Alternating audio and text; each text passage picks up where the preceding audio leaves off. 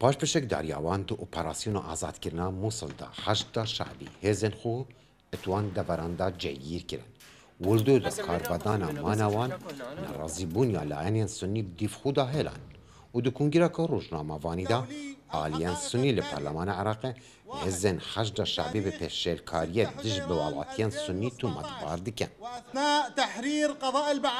د دم آزادکردنا باجروانیا باج هزک حشد شعبی لگوند کوچو دم باجر جوالاتیان بو دور عدنانیا چول دکرن وی دمی 52 هاولاتی ج عشریت مین عربی دست سر کرن او هز بشوی کی فرمی به فرمان اتومار کری جریا رببریا حشده دادانوی باجری او خلاصه همان هزین تاوانبار او سر به حشد شعبی لگوند کوچو چندین گوندن عشیرت ما لدورا شنگال شوتاندن.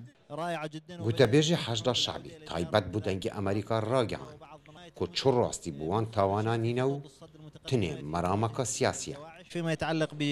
سەبارەت بە دەڤەرە باشووری شنگال پەیوەندیên هەشدا شعبی بۆ وڵاتیان زۆر باشە و خەڵکڤەگەریانە سەرمال و حالên xwe و her wisal devera tilabta û hezer nêzîke ji neh mehaye heta vê demê çi pêşelkarî û zêdegavî ji aliyê heşda şeعbî nehatiye tomarkirin û her wisa çendîn rêkxirawên nêvdewletî li dû belgeyan digerin wan neşiyan me tometbar bikin û armancên wan lêdwanên ew ên me guh lê dayîn merameke siyasî bi dûv de ye. Em wan tawanan red dikin. Ejlayanên xwe ve endameke Komîta Asayîş û Bergiriya Parlemanê radgehînitin ku dibêt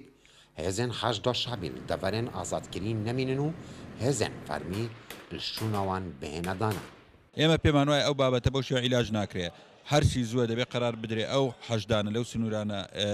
بکشێنرەوە چکە هەدەفەکە تەنها ئەو بوو لە پرۆسەکەی بەشداری بن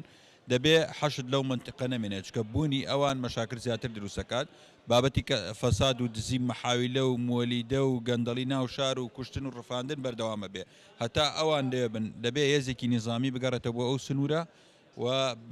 یاسا سەروەر بێت. ململانەیان تایفیت نابەرە شیعە و سناندا بەردەوام بەرەف ئاڵزبوونێ دادەچیتن و تایبەتی پشتی دامەزراندنە هەشدا شعبی لەو ڕۆژلایەنێ ئالیان سنان بە پێزێن نایاسایی تێنە ناوبرن لێ ڕایەدارێن هەشدا شعبی بەردەوام وا تومەتان ڕەت دکەنەوە. لە بەغدا نەزەر عەبدوڵڵا دەنگی ئەمریکا.